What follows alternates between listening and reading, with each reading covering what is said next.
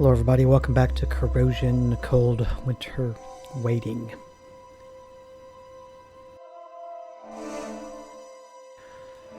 Alright, so we just entered Zach's room using our keycard decoder thing, whatever they called it, bypass device. And of course, time to get another keycard. This is for the morgue. Zach, okay.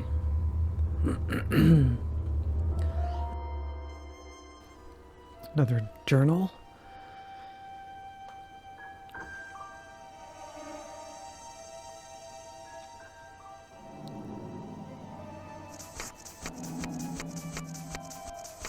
Okay. So it's story time with Penumbra. Arrived at the farm today to start my new job as a demon hunter. Donald, our leader, gave us a little initiation in which he explained a little of the history of the red butterfly and the blue locust, and explained how our operation department works. Basically, it involves torturing the demons until they kill themselves. As a doctor, I find this approach to be somewhat nauseating and morally reprehensible, but I suppose we must consider the fact that these are not people that we are torturing. They are demons, and while some of them undoubtedly don't deserve to be tortured given that they were at one time ordinary people like you or I, who just happened to be infected by the virus, we can't escape the fact that there really is nothing that can be done for them. There is no cure, and we cannot allow them to just wander about living their lives as they would have normally done, because that is precisely why the blue locust infected them. So they could be used. So in conclusion, it seems we really don't have any choice with the torturing. It must continue. It's just something that needs to be done. I must look at it along the lines of the lesser of two evils way of thinking. If I consider it in those terms, I think I can get on board. And also it's worth noting that the demons can remove themselves from this terrible situation at any point through the use of their chair. So at the end of the day, it's up to them how far they want to take this. So I think I'm feeling pretty good about this whole thing. After what happened with Molly and Jess, I think this is exactly what I needed, really. It makes me feel useful again, makes me feel valued, makes me think I can make a difference and put some good back into the world again. And if what Donald said was true, and it was the blue locust that effectively took Molly and Jess from me, and it seems fitting that I'm now here to take action against them, the blue locust. Maybe Donald is the demon and he's just lying to everybody, and we're just torturing normal humans. Has nobody considered that? I don't think of it as vengeance, though. I went down that route just after they died, wanting to blame everyone but myself, and it wasn't good. The truth was, I had only myself to blame. I accept that now. It doesn't make it easier, but I won't let anything like that happen again. Ever so, with that in mind, it is not with a vengeful heart that I undertake this new task. I undertake it with the simple idea that I am vanquishing evil from the world and allowing innocent people to live their lives as they should. As Molly and Jess should have done. Only this way can I truly find peace. I've been here about 2 months now, and it all seems to be going well so far. I'm valued by the team, and Donald certainly seems to appreciate my skills. Sasha is a nice girl. We seem to be developing something of a friendship, but I don't want to say or think too much on that just yet. I don't know how I feel about it, really. It almost feels like a betrayal. I know Molly has been dead for a while now, but I can still feel her everywhere I go and in everything I do. I don't know what she'd think about what I'm doing now. I think she would approve, since I am doing an honorable thing, but would she approve of Sasha? That is the question. They are very different people. Molly was a very intelligent, strong-willed woman who wouldn't let anyone walk all over her. That was what attracted me to her in the first place, really. Sasha is the opposite. She's quiet and a bit too soft. She lets Vermelia walk all over her. I hate to see it. I've asked Vermelia about it, but she didn't seem at all bothered. She really doesn't seem to like Sasha for some reason. There's not much I can do about it. I don't want to rock the boat. I need to work with all these people, but if Vermelia's constant bullying of Sasha doesn't stop, then I I will have to have another word and possibly inform Donald of the situation. It's creating a little disharmony in the group, which can only be bad for business, so to speak. Keegan is the real problem, though. He simply has no respect for the rules that have been laid down. He struts around like he's the boss half the time, doing as he pleases and not considering anything or anyone else. I have had a word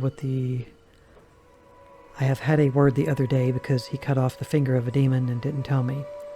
The guy almost died. I tried to drill him the fact that would have been an unnatural death and the demon would not have died, but he just wasn't interested. How can I expect to work with a guy like this? I may have to inform Donald about him as well. We all need to play by the rules. Otherwise, what's the point? Sometimes I just don't understand people.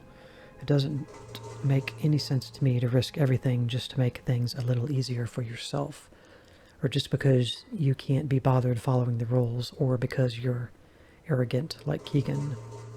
I wish people would listen to me. My head's spinning. I can't believe what has happened. I don't understand why this has happened. Why again? Why to me?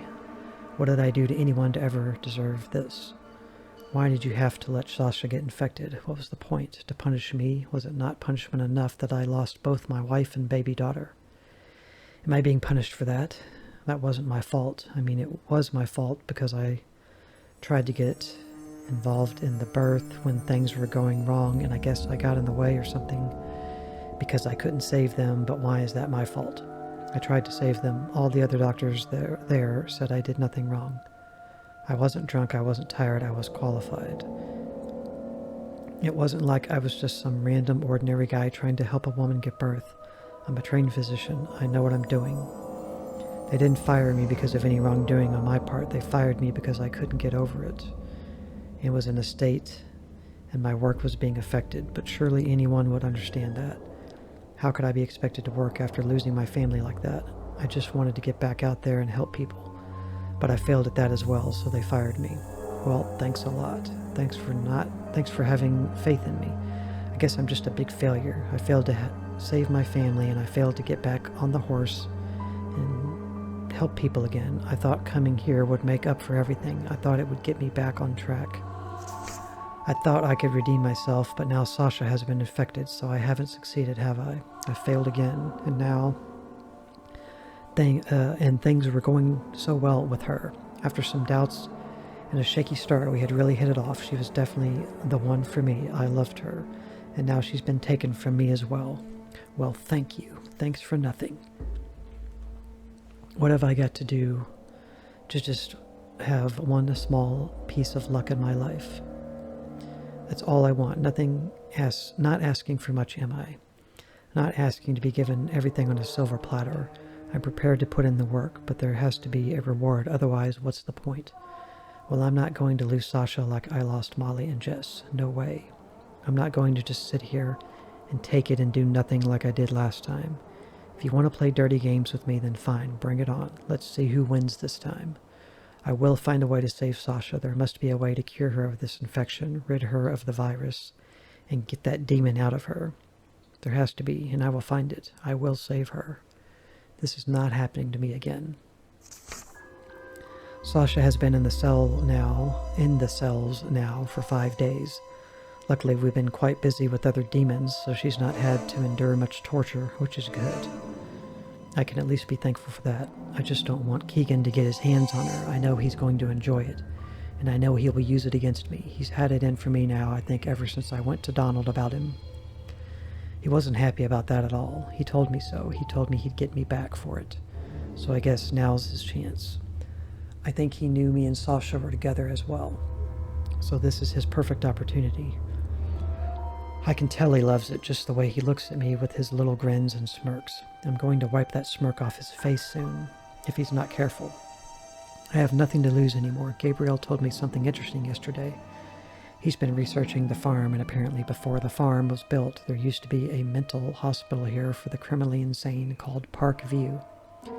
He says some of the old corridors still exist behind the new ones that were built for the Red Butterfly. He says he's been in there. He says it's creepy, but strangely exciting. He says I should join him next time he goes exploring. I suppose I could. It might take my mind off things. I need a distraction. I've been doing my own research into the red butterfly and the blue locust, and so far I can't find anything that even suggests a way to get a demon out of an infected person. I'm certain there must be a way. Though, I'm sure of it. I just need to find it. Time is running out, though. I think I found a way to save Sasha. It was sitting there in the old prison corridors all this time, and nobody knew. Some old doctor was working there doing research into mental illness, and for some reason he had the answers all along. I don't understand it, but there'll be time for questions later. I have to move fast. This method isn't going to be pretty. In fact, it's going to be terrible and awful. But if it all goes to plan, then everything should be okay. What choice do I have anyway? This is the only way to save Sasha. I will not lose someone else I love. I will not stand idly by and do nothing as someone else is taken away from me. I have to do what I have to do regardless of the rules now. It's the only way. First things first. Change the morgue code. I can't have anyone going in there. Before I've set up, I'll change the code to 8976. I'll always remember that number. God, what am I doing? Will this even work? What if it doesn't? Then what? There'll be no going back, but I have no choice. I have to do it. I have to just figure the proper way of doing things this time for the greater good, right? 8976. Okay. Did we get the morgue key? Okay, we did.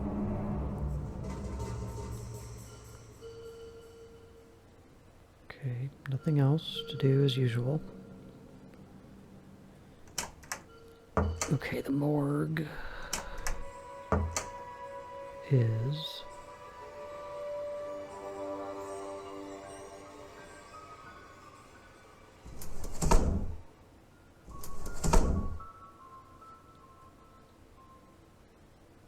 This is the beginning.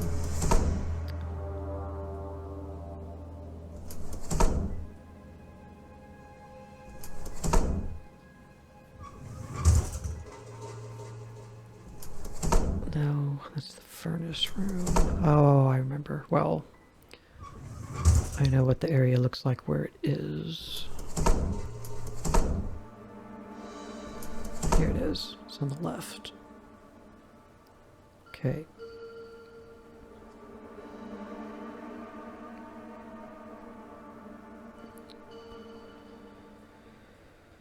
Okay.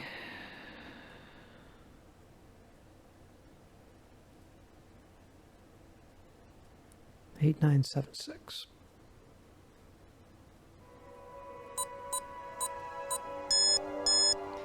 This ought to be a lovely room. Yep.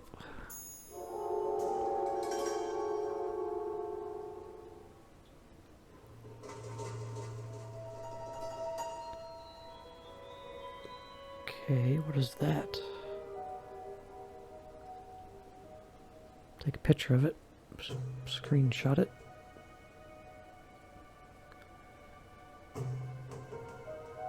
One, 2, 4, 5.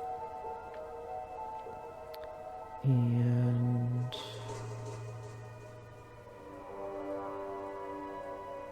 $1123.09.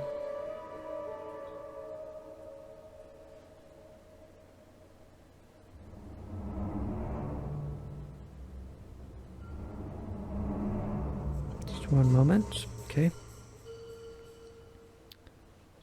Gross. Who knows what's in that? Hope we don't have to collect any of it.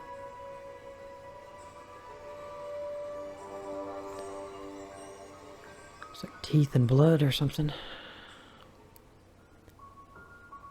Can't walk over there.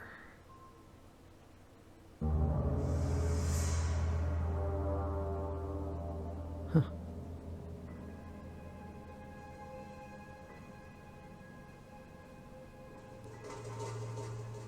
Okay, I guess it's just giving us the information to get another audio thing for this room, so let's go back to that computer. Which is this way.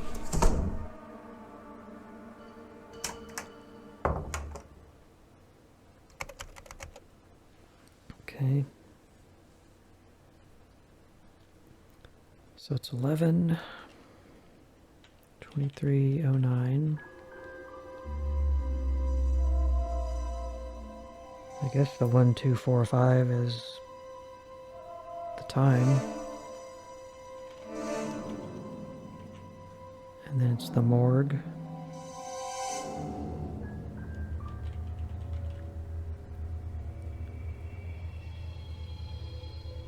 Nice. Oh my God. Oh my God. What am I doing? What am I doing? Okay. Focus. I can do this. I have to do this. How hard can it be? Just a little incantation? No big deal. I'm sure it'll work. I mean, oh, why wouldn't it work? Assuming the translation was correct, of course. Okay, come on, Zach, focus. Okay, here we go. All be over in a few minutes. Everything back to normal, like it never happened. Come on, let's do this. Right. I'm ready. This is it. Here we go. I call forth the powers of the great dark ones. I beg of thee to bestow upon me the power of banishment, the power of resurrection. I ask thee to take these offerings of heart and soul, take back what was yours, and return what was ours. Ishtan untu tanti baka yishtu no markitu zashta. What? No. Why hasn't it worked? Filthy demon scum, why has it not worked? Tell me. This was supposed to work. Why hasn't it worked? Give me back my Sasha! Give her to me! She's mine, not yours. Please, give her back to me. I need her. Oh my God, he's back. Donald's back. What have I done? You'll never understand. I have to leave now. You can stay there, though. Demon scum, where you belong. I hope you rot. Damn. Brutal, buddy. That's brutal. Okay.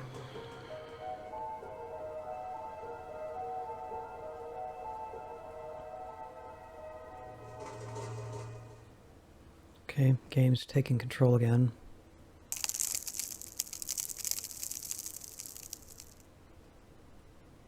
Jeez, gets super dark.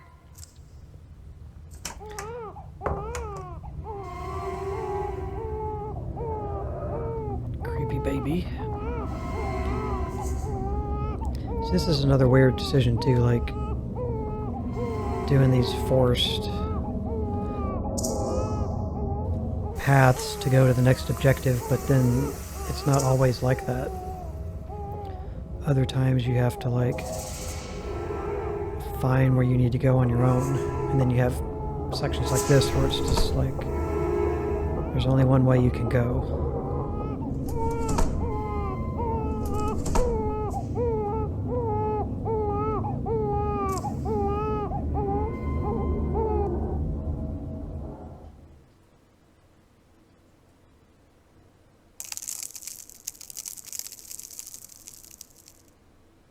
Okay.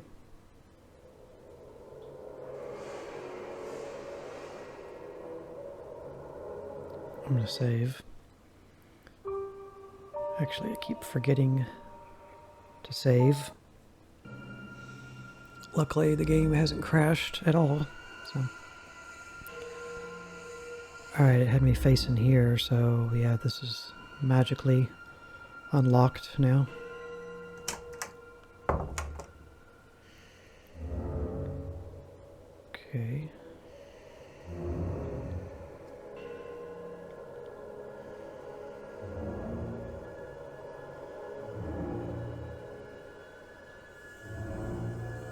Are you sure you want to do that?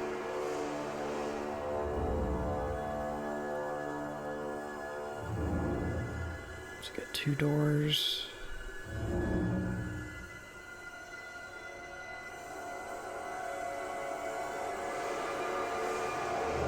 Okay, this one's locked, I suppose. Yep. Okay. Let's make another save.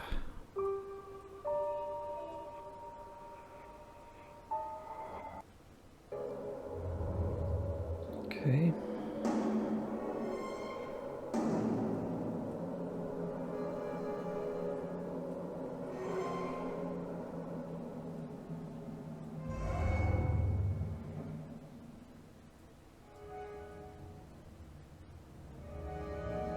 It's locked.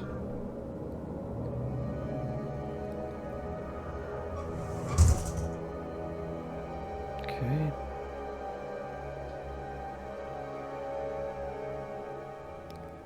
About that door.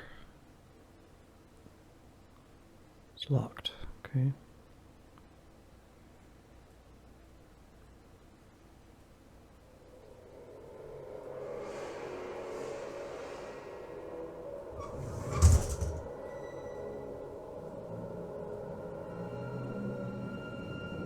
That's open.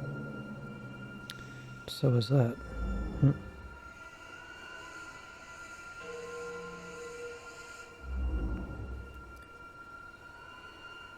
Oh, there's another door. It's locked. Let's try the side door. A little closer. Oh gosh.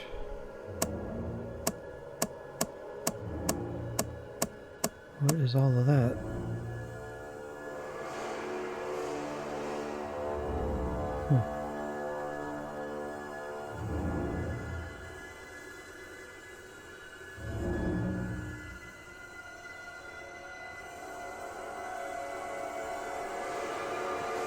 It's like books, but can't really do anything with them.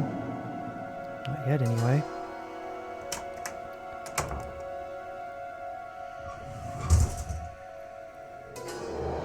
Locked. Locked. Locked. So this must be like the old mental hospital part they were talking about or something.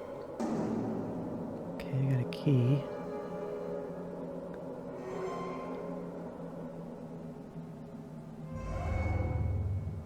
Metal key.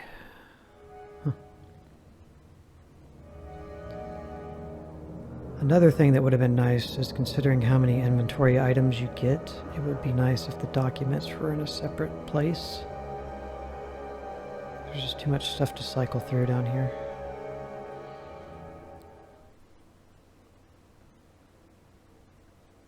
Okay, this is Elizabeth Harding. We haven't heard about that person. Just one moment, please.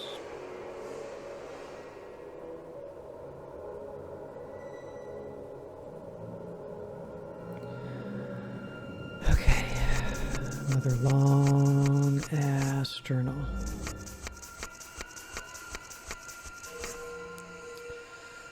Yep, Parkview. That's what they called this place. I have been at Parkview for 3 months now, and I have to say, on the whole, things are going well. I'm getting some valuable experiences, and working so closely with Dr. Newman can only be good for me and my career. He's a brilliant man from what I've seen so far.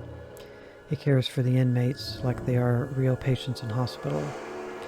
He doesn't seem to judge them for what they've done, and recognizes that they have very real problems which require proper treatment.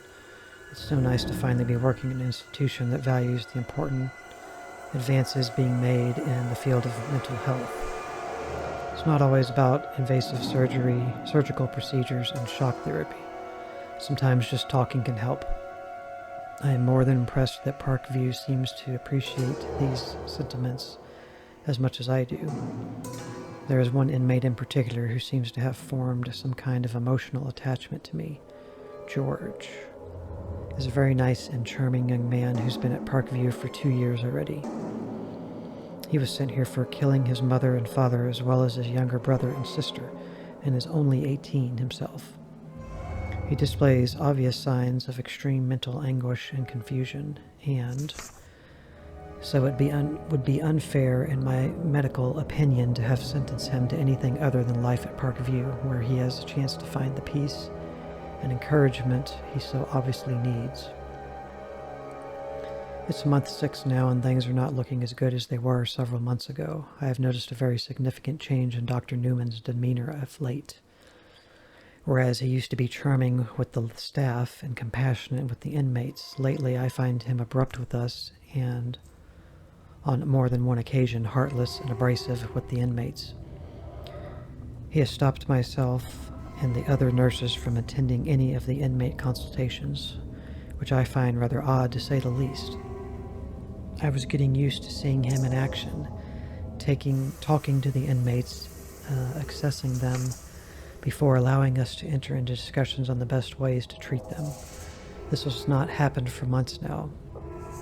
Margaret has told me that Dr. Newman and his team only came here 2 weeks before I did, and has intimated that they have moved on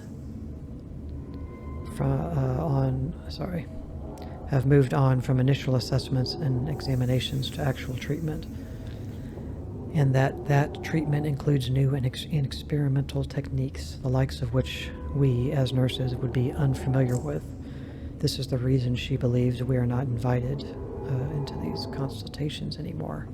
I find it all rather odd. On top of all that, George has seemed rather down of late and not his usual relatively chirpy self. 8 months in, and I have begun to suspect that everything I thought I knew about Dr. Newman and the treatments being given at Parkview was vastly and terribly wrong. Margaret has disappeared as well, without even so much as a goodbye, which baffles me, I must say. I thought we were good friends. Granted, we didn't socialize outside of work, but that has to be expected given the differences in our respective ages. However, at work, we seemed to get on very well, which is why, if she was thinking of leaving or planning to, I think she would have said so. Brian, the night porter, has told me some disturbing hypotheses regarding Margaret. He says she was caught in the treatment rooms after Dr. Newman had explicitly forbade us from going in there. He said that Margaret was intrigued as to the real goings-on and so went in search of answers. He says that what she found had turned her stomach, prompting her immediate resignation. Strange still, though, that she would not say anything to me. William, one of the guards, believes all is not as it seems with Dr. Newman in Parkview, and thinks something mysterious and tragic may have befallen Margaret as a result of her snooping. I pray this is not to be the case, and can't quite bring myself to believe it. Yet something inside of me feels wrong. Something is telling me that not everything is the way it should be here at Parkview. My instincts tell me to get out now, whilst I still have the chance. Were it not for my mother needing my financial support as well as my own obvious need of employment, I would leave forthwith. The walls have turned darker, and I feel a dark cloud approaches. Dear God, I feel silly for thinking these things, but please watch over us. And please watch over George, who has withdrawn completely and writes nothing but nonsense on the walls of his cell. I fear my worst nightmares have been confirmed. George has finally confined in me several things which can only be described as awful. I've tried speaking with him every day for the past 3 weeks to no avail, but yesterday I found him standing by the nurse's station watching me with a look on his face the same as that of a deer caught in the headlights of an automobile. He motioned me to follow him to his cell, which is not something I would have normally considered under our working circumstances, but I felt compelled and even though I am acutely aware of his past transgressions, I felt I could trust him. It was a most strange experience, I have to say. George has never been one for speaking directly, and so it was with some difficulty that he managed to tell me of the bad room and the pain. he felt in there at the hands of Dr. Newman and the others. My heart was immediately broken for this poor young man, and when I pressed him further on the issue, he burst into tears and hugged me tightly. I'm not ashamed to say I sobbed to myself. Something is terribly wrong here at Park View, and has been for some time. A darkness creeps around the corridors, soaking up the positive energy and replacing it with what I can only describe as feeling of hopelessness and despair. I am not sure I can continue working here for much longer. I fear for young George's safety, though, if I leave. Could I speak to someone about this? I'm not sure it would be prudent to raise questions regarding Dr. Newman. I respected senior physician or cast doubts over his working practices. I'm not sure anybody would take the word of a nurse seriously. I shall have to wait and see if things get worse. If they do, then I feel I must take some kind of action if I am to live with myself. I'm sitting here in floods of tears. My worst fears have last been confirmed. Parkview is a terrible place, completely at odds with my own ideologies. It is the very opposite of what I had thought when I first arrived, and no better than any other institution engaged in the housing and treatment of the mentally ill. After speaking with George last week, I felt I had to get to the bottom of what he had told me.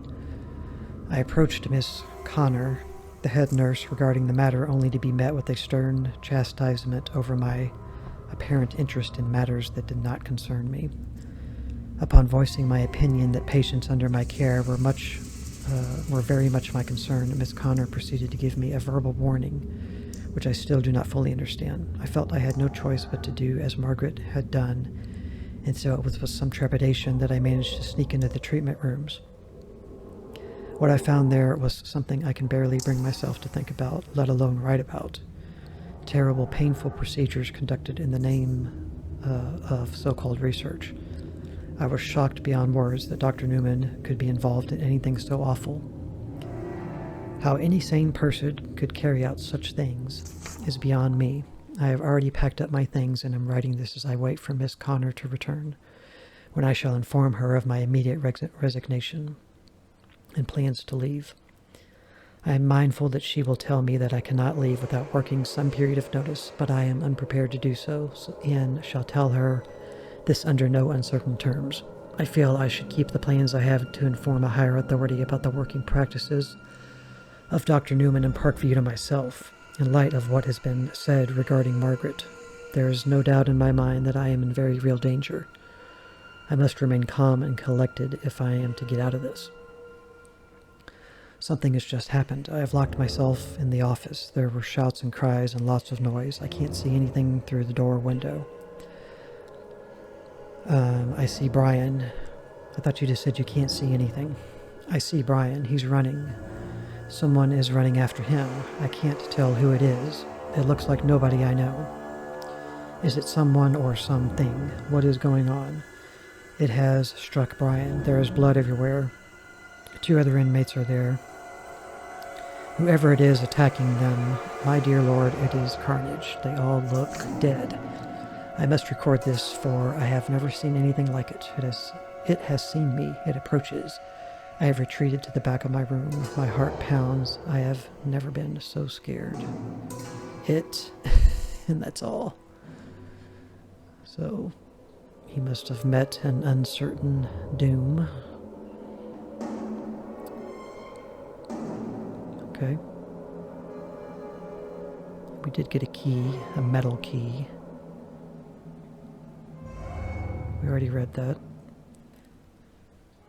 Okay guys, we will stop here as the timer has ended for the video. Thank you very much for watching. Be surprised if anybody actually sat through me reading that entire note. And as a test for you guys, anybody who actually watched this video and did sit through it, leave me a comment in the video's description and let me know that you listened to me read it all. Thanks very much, and I will see you in the next video. Bye.